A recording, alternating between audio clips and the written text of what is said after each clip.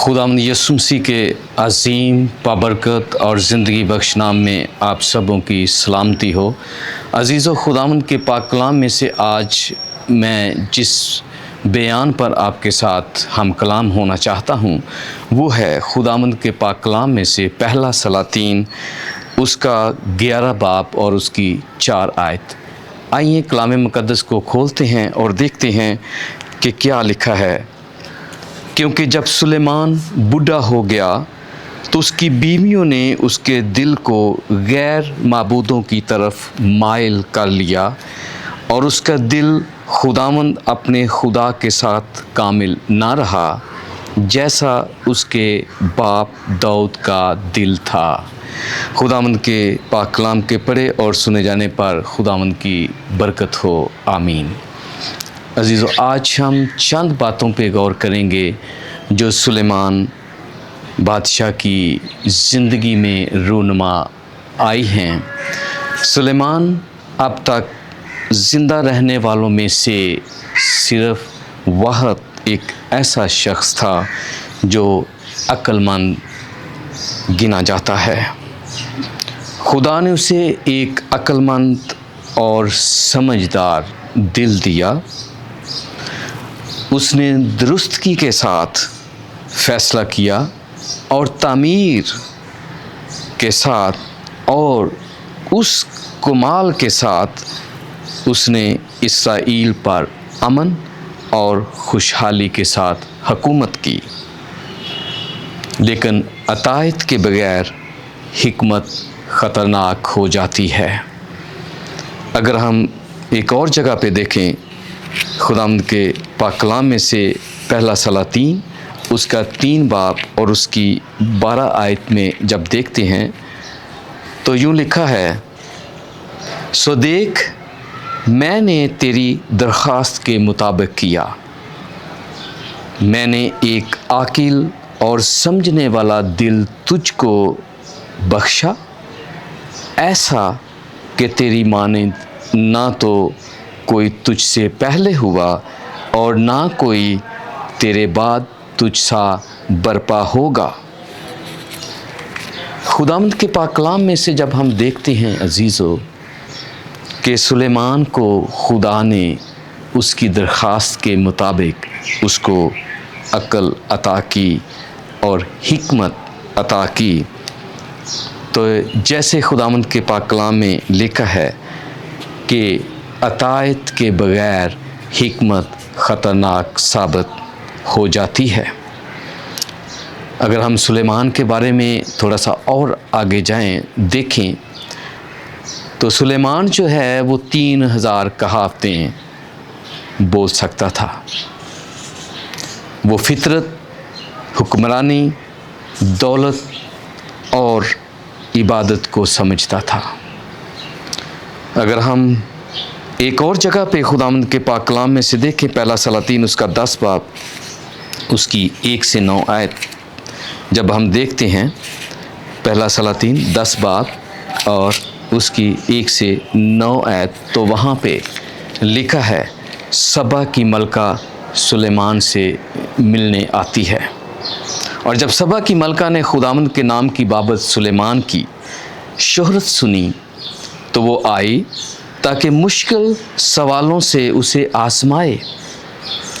और वो बहुत बड़ी जलौं के साथ यरूशलेम में आई और उसके साथ ऊँट थे जिन पर मसाले और बहुत सा सोना और बेश बहा जवाहर लदे थे।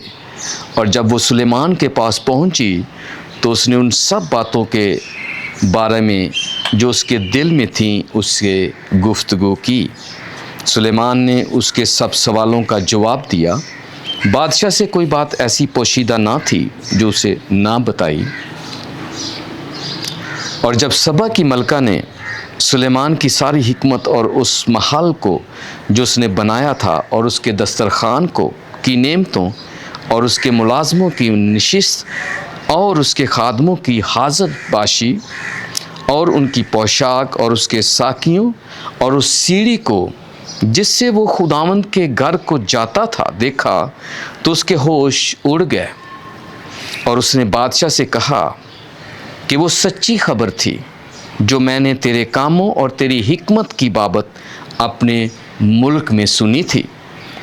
تبھی میں نے وہ باتیں باور نہ کیں جب تک خود آ کر اپنی آنکھوں سے یہ دیکھنا لیا، اور مجھے تو آدھا بھی نہیں بتایا گیا تھا، کیونکہ تیری حکمت اور اقبال مندی اس شہرت سے جو میں نے سنی بہت زیادہ ہے۔ خوش نصیب ہیں تیرے لوگ اور خوش نصیب ہیں تیرے یہ ملازم جو برابر تیرے حضور کھڑے رہتے اور تیری حکمت سنتے ہیں۔ خداوند تیرا خدا مبارک ہو جو تجھ سے ایسا خوشنود ہوا کہ تجھے اسرائیل کے تخت پر بٹھایا ہے، کیونکہ خداوند نے اسرائیل سے سدا محبت رکھی ہے، اس لیے اس نے تجھے عدل اور انصاف کرنے کو بادشاہ بنایا، اور اس نے بادشاہ کو 120 قنطار سونا اور مصالے کا بہت بڑا انبار اور بیش بار جواہر دیے، اور جیسے مصالے سبا کی ملکہ نے سلیمان بادشاہ کو دیے، ویسے پھر کبھی ایسی بہتات کے ساتھ نہ آئے۔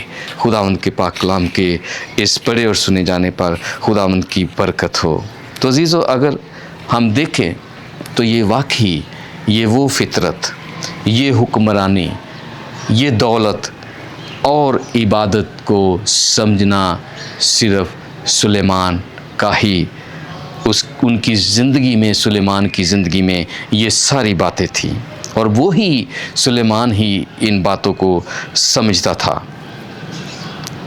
اور پھر بھی اسی ساری حکمت کے ساتھ سلیمان نے ایک سنگین غلطی کی، اس نے خدا کی نافرمانی کی۔ وہ بہت سی غیر ملکی عورتوں کے ساتھ محبت کرتا تھا۔ پہلا سلاطین اس کا 11 باب اگر ہم 3 سے 6 آیت میں دیکھیں تو اس کی 700 بیویاں اور 300 لونڈیاں تھیں۔ ان عورتوں نے صرف اس کا محل ہی نہ بھرا بلکہ انہوں نے اس کا دل خداوند سے دور کر دیا۔ اس کے سر میں حکمت تھی لیکن اس کے دل میں وفاداری ختم ہو گئی تھی۔ اور یہ کہاں کی حکمت تھی جب اس نے خدا کے واضح حکم کو توڑنے کا انتخاب کیا؟ عقل کہاں تھی؟ اس نے اپنے لوگوں کو بتوں سے بھر دیا۔ سلیمان کے بچے تھے، لیکن دیکھنے میں آتا ہے کہ وہ اپنے باپ کی اس خدمت، جو خدا کی خدمت سلیمان کرتا تھا، شاذ و نادر ہی انہوں نے اس خدمت کو سر انجام دیا۔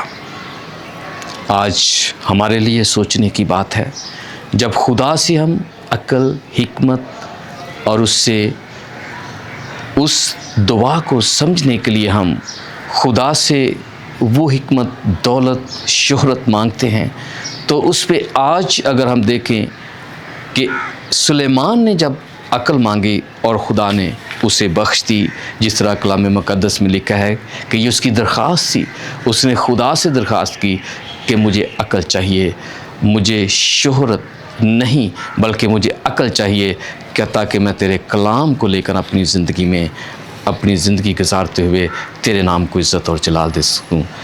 خداوند آج کے کلام کے وسیلہ سے ہم سبوں کو بڑی برکت دے، آمین۔